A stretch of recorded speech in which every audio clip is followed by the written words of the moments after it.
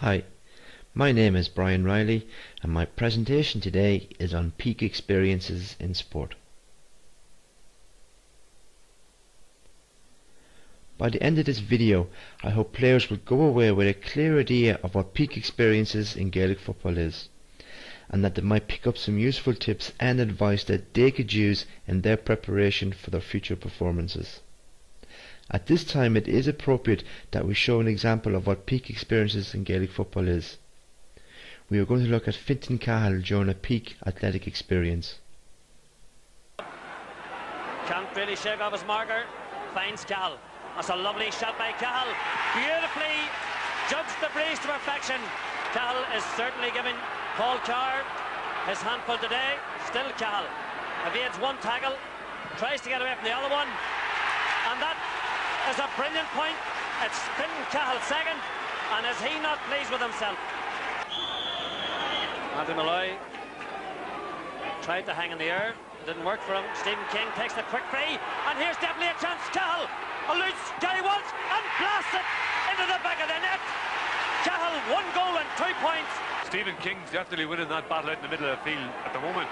He is, and there's that ball again, and here comes Cahill. It was the quick free that did it, and over the bar, Fintan Cahill. What a day he has had. We have seen what peak experiences in Gaelic football is, but what does it actually mean? Andrew and Pearse are going to describe how they felt when they were playing at their best.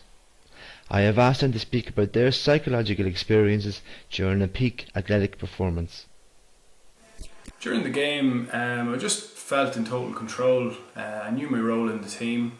It had been given out to us beforehand, and I knew what I needed to do. There was a real sense of calmness during the day. I just felt everything was right at the time. It just seemed effortless, very enjoyable.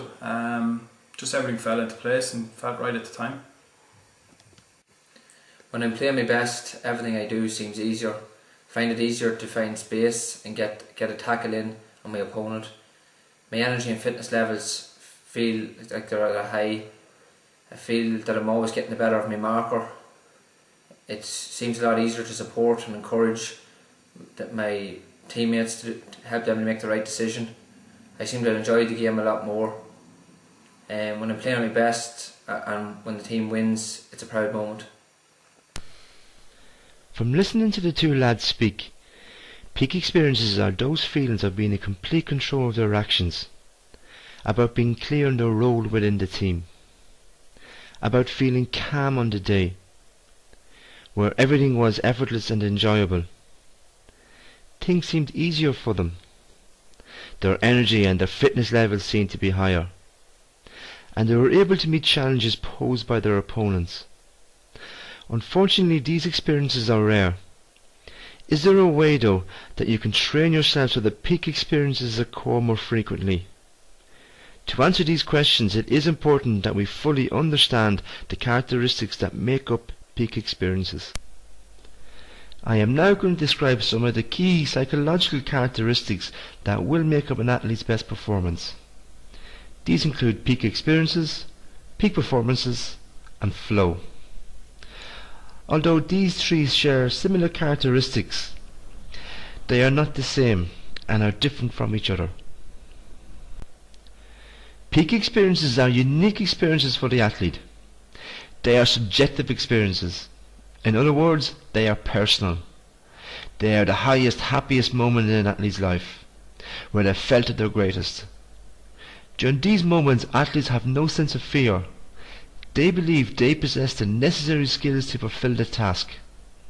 They don't think about the performance. It just happens. They are totally absorbed in what they are doing. They zero in only on the activity. They see themselves in harmony with the sport, and they don't need to force their movements. For some, time seems to slow down, and they are in complete control and are not rushed. These experiences are not linked with the athlete's own performance, only the end result or outcome. Whistle, referee looks at his watch.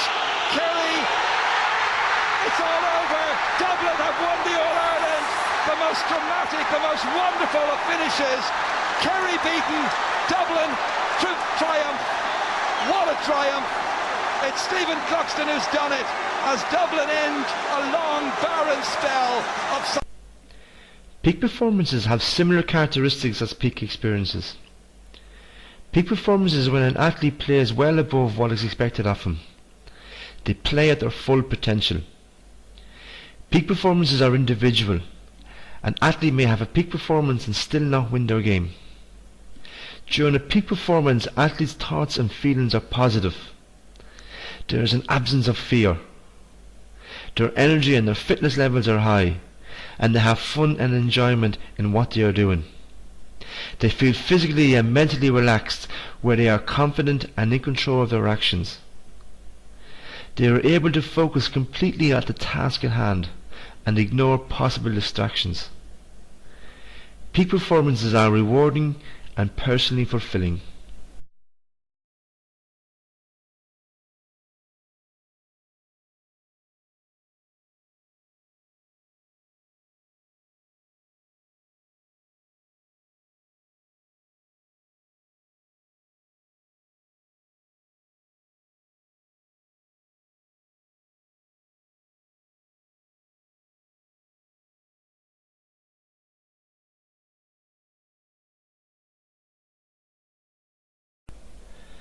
Flow is a positive psychological condition that happens when an athlete believes there is a balance between the challenge ahead of them and their own abilities or skills to meet these challenges. The following model outlines this point. To experience flow, an athlete must believe they have the skills to meet the challenges they face. If their skill level is high and the challenge is low, athletes will become bored. If the challenge is high but the skill level is low, then the athlete will be worried and underperform. Where the challenge is low and the skill level is low, the athlete would simply lose interest. Research and flow is kind of a really cool concept, and the athletic equivalent is being in the zone. And what happens is, and we all get to this place doing something. Some people can be playing the piano and they're in the zone. And a couple of things happen when you're in the zone. And one of the things is that you lose track of time. You have no sense of time. And if you're sitting at a lecture and you're really engaged in a lecture, you look up and go, wow, where did that hour go? Other times, and I've had students happen to me where they're sitting in my lecture and the clock actually goes backwards because they're not in the zone. But flow research is really about how we get to that place of being in the moment. You're only concentrating on the one thing that you're doing, and it's a quality that athletes strive for, they work for, and that's one of the areas of sports psychology that we really work in a couple of different. When athletes get in the zone, you see the basketball players getting interviewed, and I'm from Chicago, so I'm kind of Michael Jordan biased. Yes, his extracurriculars are well known, but he's a legend on the court and in the city. But nevertheless, he was once interviewed in the NBA Finals after he made 6 3-point shots, and then he was just throwing them up and they were going in. He said, when you're in the zone, the basket is as big as a garbage can, and you just can't miss. And Here's Jordan for three. Yes! Did you see that look? Michael indicating he can't believe it. Well, if you take those hurried shots, that's what's going to happen. The winds of the... He feels it. There's nothing else he can say other than the man feels it and lets us know.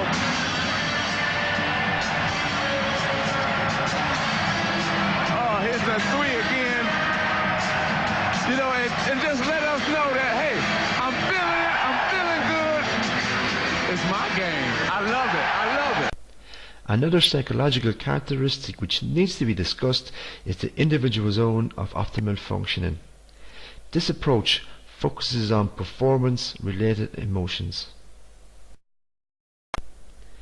This theory takes into account that we are all individual and that we all have different levels of anxiety and arousal that are unique in making us perform at our best. Some athletes perform best with low anxiety. This is athlete A, for example. Athlete B needs a medium amount of anxiety, while athlete C performs at their best when they have a high anxiety level. The amount of anxiety or arousal that an individual requires to perform at their best is based on their own individual characteristics. To conclude, accept the challenge and make a plan for it. Select a main goal. Make sure it's something that you love or is of major importance to you. Identify your strengths and weaknesses. Select performance goals that will help you reach your main goal. Are you certain that you have the ability to achieve these performance goals? If not, go back a step and select a performance goal that you are certain you can meet. Set aside a time for yourself to work solely on meeting that goal. During that time, make meeting that performance goal the single most important thing you can do. Practice being concentrated and aware in the moment. Every time you reach a performance goal, no matter how small, point it out to yourself. This will boost your confidence for your next performance goal.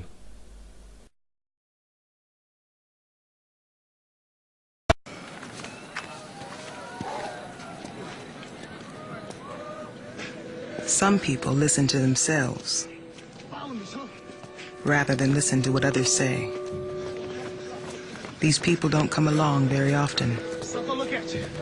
But when they do, they remind us that once you set out on a path, even though critics may doubt you, it's okay to believe that there is no can't, won't, or impossible. They remind us that it's okay to believe impossible is nothing. Look at you. You out something.